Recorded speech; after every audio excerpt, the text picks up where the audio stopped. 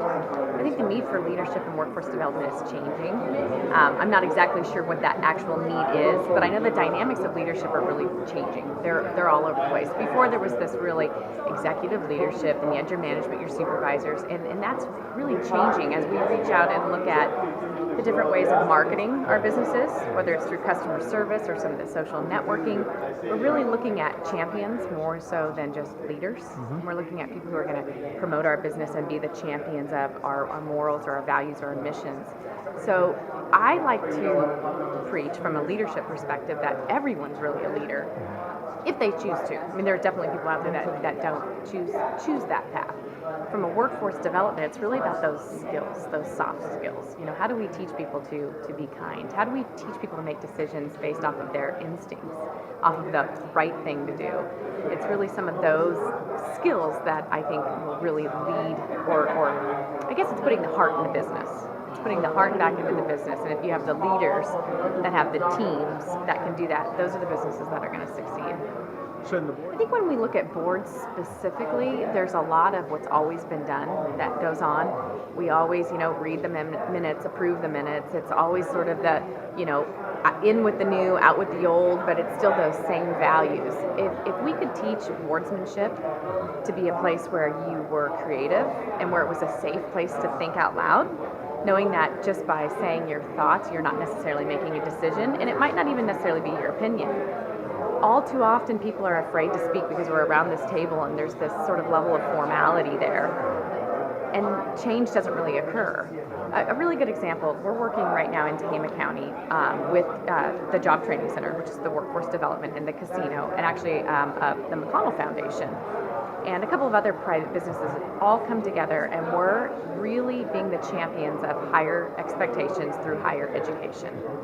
We believe that we can increase the economic vitality of our community by speaking hope into people's lives, giving them a chance to dream, giving them a chance or giving them the opportunity or permission to think about what their future is. And really what we're doing is going back to that heart, going back to, I inherently know this is what I want to do. This was a dream that was instilled in my mind when I was a child, but somewhere along the line, the reality of life kind of hit, whether that was poor socioeconomics, lack of education.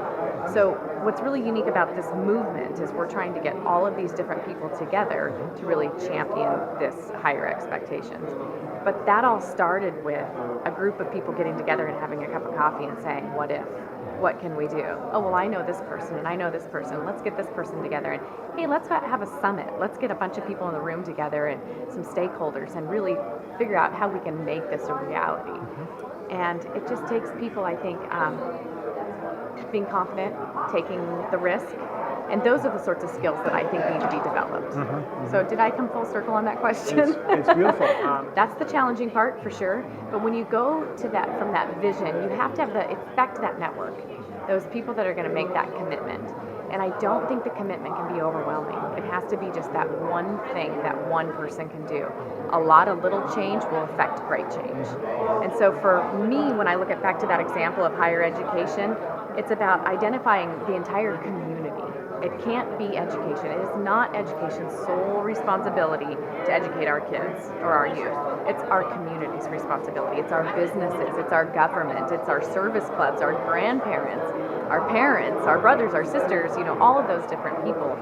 So I think it's about finding leaders.